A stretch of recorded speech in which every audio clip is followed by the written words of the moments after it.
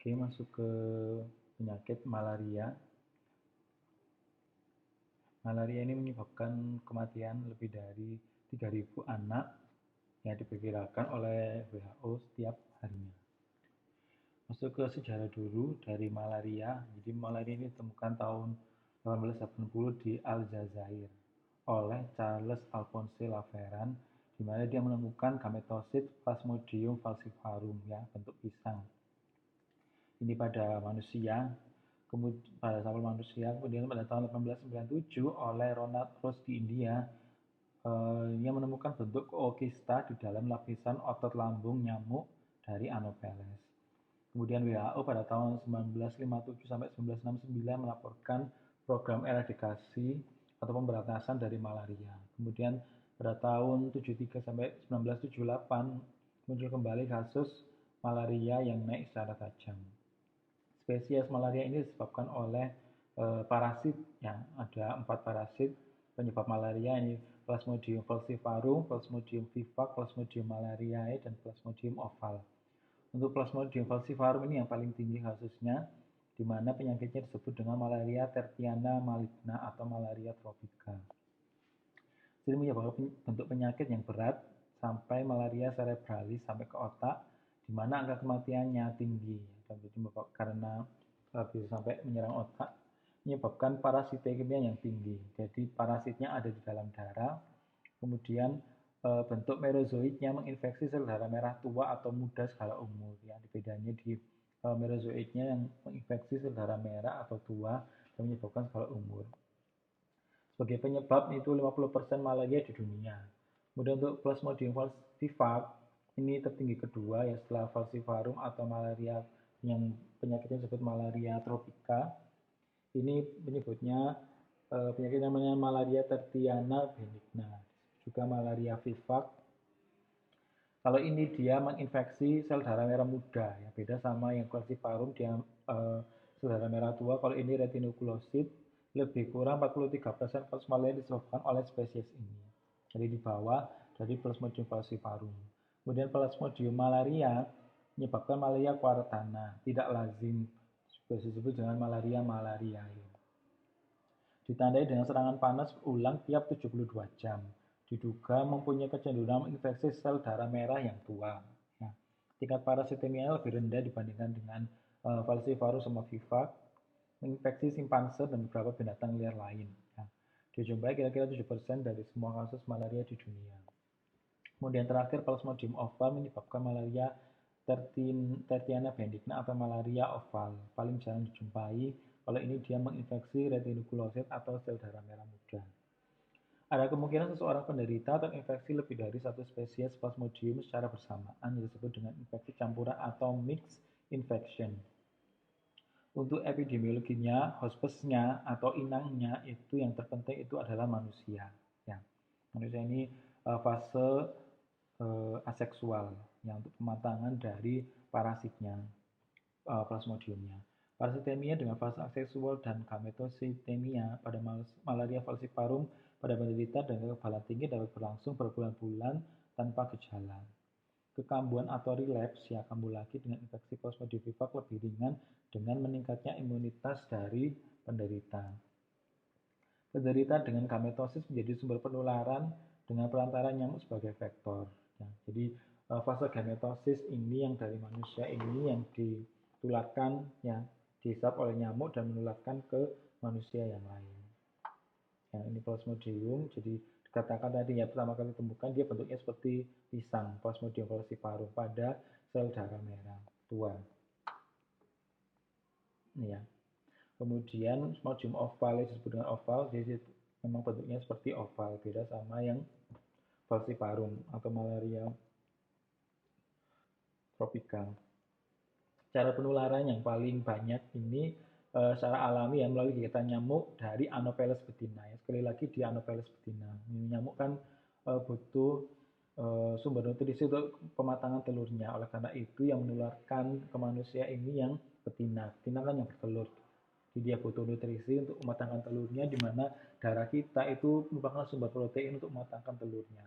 Nah, kalau selain darah ya bisa pakai madu. Madu kan susah, ya, lagi di perkotaan atau pedesaan, yaitu paling mudah yang ditemukan ya darah manusia yang mengandung banyak sekali nutrisi untuk mematangkan telur dari Anopheles betina. Walaupun jarang dapat ditemukan penularannya melalui transfusi darah ya. Jadi harus biasanya kan ada screeningnya transfusi darah itu harus bebas dari darahnya itu harus bebas dari penyakit apa saja ya. Termasuk juga transplantasi sumsum tulang. Jarang melalui injeksi terkontaminasi pada pencandu narkotik juga jarang, tapi dapat ditemukan antara secara kongenital ya, dari ibu ke janin yang melalui peredaran darah dari plasenta. Faktor malaria di Indonesia sendiri ada 80 spesies nyamuk Anopheles, tetapi yang menginfeksi menyebabkan penyakit malaria ini hanya 16 spesies saja. Faktor ini tergantung dari lama hidup vektor oleh suhu dan kelembapan yang tingkat penularan tergantung dari beberapa faktor biologis dan klimatis. Pada musim penghujan, intensitas penularan lebih tinggi, berdasarkan dipengaruhi suhu dan kelembapan. Ya. Pada musim hujan ini penularannya paling tinggi, yang ada genangan air, nyamuknya lebih mudah untuk bertelur. Ya. Intensitasnya paling tinggi, populasi nyamuk meningkat secara signifikan. Tuh, ya. Kalau musim hujan suhunya rendah, ya cocok untuk nyamuk ini berkembang biak, kembang darahnya juga lembab, gitu ya. Untuk hubungan hospes parasit dan lingkungan ya seseorang dikatakan penyakit ya kalau kalian tahu epidemiologi segitiga epidemiologi kan hubungan antara hospes atau inang parasit penyebab penyakit dengan lingkungan. Tingkat penularan malaria di suatu wilayah ditentukan oleh sebagai berikut. Yang pertama reservoir ya dicerminkan oleh prevalensi kasus ini hospesnya lingkungannya vektor reservoir ini ke parasitnya ya maaf parasitnya kemudian vektor kesesuaian spesies atau strain yang Anopheles ya 16 tadi yang disebutkan sebagai vektor tingkat berkembang biaknya jarak terbang kebiasaan istirahat kebiasaan makan dan jumlahnya ya kebiasaan higiene juga ya jadi orang tadi kan nggak boleh menggantung-gantung pakaian yang habis dipakai karena itu kan bau keringat ya jadi deteksi nyamuk adanya manusia di situ kan dari sumber keringat gitu ya. Jadi nggak habis pakaian yang dipakai itu tidak jangan diusahakan itu jangan digantung ya itu sebagai tempat bersarangnya nyamuk.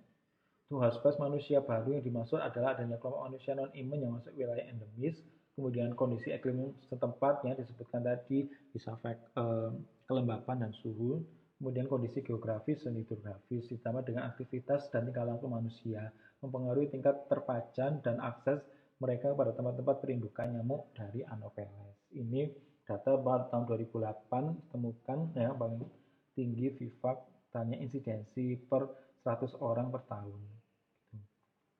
Tahun 2008 peta yang di sini itu ya ada beberapa peta ini klasifikasi dari angka limpa. Kemudian lebih rinci lagi yang paling tinggi ya di daerah barat Papua Barat, Nusa Tenggara Timur, Maluku Utara, Kalimantan Utara, Kalimantan Barat, Kalimantan Timur, NTB, Bengkulu. 10 daerah yang dikatakan endemis malaria.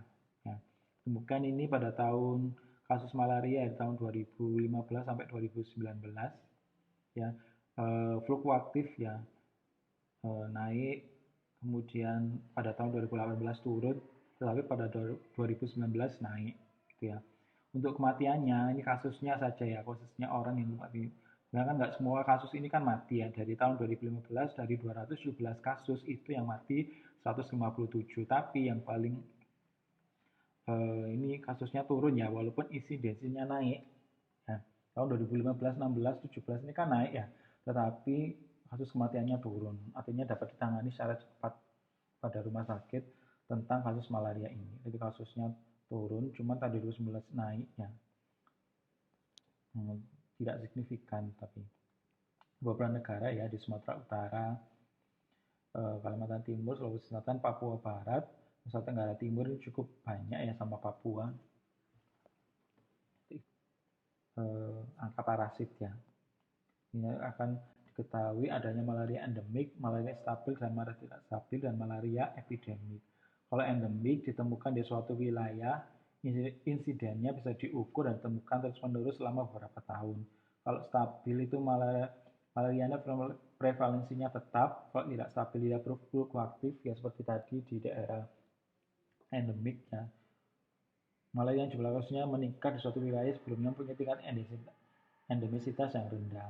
Untuk siklus hidup malaria ini terdiri dari siklus aksesual dan seksual, di mana aksesual ini terjadi pada tubuh manusia, yang tidak jadi peleburan antara sperma dan ovum bentuk zigot. Sedangkan pada siklus seksual ini ada peleburan antara sperma sama ovum yang berlangsung di tubuh nyamuk. Kemudian ada istilah namanya trofozoid, yaitu bentuk stadium atau fase tingkat plasmodium terdiri dari trofozoid muda, ring form, trofozoidnya tumbuh dan sampai membentuk trofozoid dewasa atau tua. Sizon merupakan fase plasmodium mengalami proses pembelahan secara aseksual, disebut dengan sizon muda, sizon matang, kemudian sel darah merah yang diinfeksi pecah. Ya ini pada fase di manusia ya. Sizozogoni proses terjadinya sizon dengan pembelahan aksesual dengan hasil akhir adalah merozoid yang terbentuk di dalamnya. Kemudian ada istilah sporogoni, ini prosesnya, proses yang terjadi secara seksual jadi dalam tubuh nyamuk. Kemudian gametosit, ini fase parasit malaria mengandung gamet. Sel kelamin terdiri dari gametosit jantan dan betina. Jadi ini yang tadi pada manusia ini fase aksesual, pada nyamuk ini fase seksual. Jadi nyamuk yang membawa parasit plasmodium menginjeksikan salivanya yang mengandung parasit sporozoid ya. Jadi pada fase sporozoid ini nyamuk Anopheles menginfeksi ke manusia karena sporozoid ini langsung berpindah ke hati dan menginfeksi sel darah merah ya. Dari sporozoid membentuk trofozoid, kemudian membentuk zizon ya. Zizon rilis membentuk merozoid sampai ke gametosit. Gametosit ini nanti akan diambil oleh nyamuk betina dan dia mengalami fase seksual di tubuh nyamuk betina. Di mana nanti akan peleburan sel sperma sama ovum yang membentuk zigot. Zigot nanti ini dia membentuk ookinet. Ookinet ini menempel pada saluran pencernaan dan membentuk oosit. Oosit kemudian tumbuh ya dari kecil menjadi besar, kemudian oositnya lepas membentuk sporozoid. Nah, sporozoid ini bermigrasi ke saluran kelenjar air liur ya, saliva ke nyamuk ya. Nyamuknya ke saliva, sporozoid ini yang akan menginfeksi manusia yang lain. Jadi seperti itu. Plasmodium, faktor pertama nyamuk, infeksi manusia, bisa ke transmisi dari kongenital, dari ibu ke janin, dari ibu ini bisa ke hati, infeksi sel darah merah, sel second factor, sampai ke manusia selanjutnya. Kemudian secara rinci CDC itu membagi menjadi 3 siklus ya. Siklus eksoeritrosit, siklus eritrosit, sama siklus sporogonit. Kalau siklus eritrosit ya nyamuk yang menginjeksikan sporozoid ya pada kelenjar salivanya ini ke kulit, di mana dia langsung pindah ke hati, sel hati. Ini namanya human liver stage ya, tahapan di liver manusia. Dari sel liver ini bermigrasi, kemudian menginfeksi hati yang kemudian dari fasenya tadi kan sporozoid. Sporozoid dia berubah menjadi sizon. Kemudian sizon ini akan rilis lepas ke sel darah merah ya, dari hati langsung ke sel darah merah. Dia imatur membentuk trofozoid ring stage ya, bentuknya seperti cincin. Kemudian ada 2 fase di mana dia langsung membentuk matotropozoid, gametosit. Gametosit ini yang bentuknya seperti pisang oleh Plasmodium falciparum. Sedangkan bentuknya oval, vivax, oval sama malariae seperti ini. Sedangkan kalau tropozoid ini bisa masuk ke sel darah merah, tetap bermukim di parasitemia sel darah merah, di mana tropozoid membentuk matotropozoid, sizon membentuk ke sizon lagi dan terus menerus ya ke sel darah merah. Yang bentuknya gametosit ini akan dibawa oleh nyamuk ya, nyamuk hinggap, remove ya, hilang gametositnya. Jadi dia akan membentuk makrogamet, membentuk mikrogamet ya, yang tidak flagellanya keluar, membentuk mikrogamet, kemudian membentuk ookinet yang dapat bergerak. Dari ookinet kemudian berubah menjadi oosit. Dari oosit ini dia rilis lepas membentuk sporozoid. Ya, siklus nanti yang akan masuk ke manusia selanjutnya. Ya, jadi pada yang menginfeksi manusia dari vektor nyamuknya itu bentuknya sporozoid. Ya, ini gametnya ini berasal dari fase seksualnya di nyamuk. Ini ada bentuk makrogamet sama mikrogamet di nyamuknya ya, fase seksual. Di makronya dia lebih besar, kalau mikronya dia ini lebih besar malah mikro ya ininya.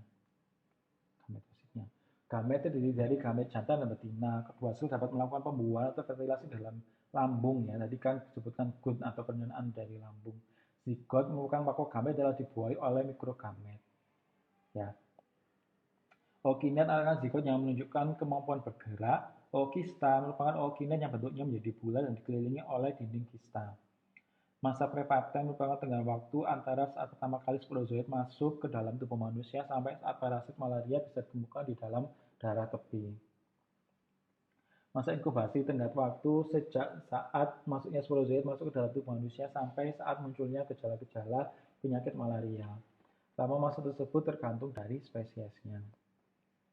Gejala klinisnya berupa serangan dengan interval tertentu atau paroksisme, diselingi oleh periode di mana penderita bebas dari panas. Gejala ini dapat pada penderita yang non-imun, imunnya rendah. Sebelum timbul demam terdapat gejala prodromal, yaitu penderita merasa lemah, sakit kepala, kehilangan nafsu makan, merasa mual di ulu hati atau muntah. Masa tunas tergantung dari spesies Plasmodium yang infeksi. Ya, jadi kan ada 4. Kalau falciparum rata-rata 12, yang umumnya 9-14 hari. Malaria vivang 14 hari, bisa 8-17 hari rata-ratanya. Malaria cortana rata-rata 28, bisa dari 18 ke 40 hari. Kalau oval 17 hari, di mana rentangnya 16-18 hari. Nah, tadi sudah disebutkan ya, sakit kepala, demam, kemudian nyeri otot, ya nyeri, kemudian backnya juga nyeri,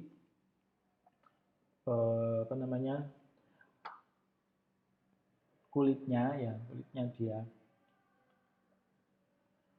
mengeluarkan sweating, keringat ya, kemudian batuk ya, spleen enlargement tadi, limfanya terjadi pembekakan, kemudian perutnya bisa mual muntah.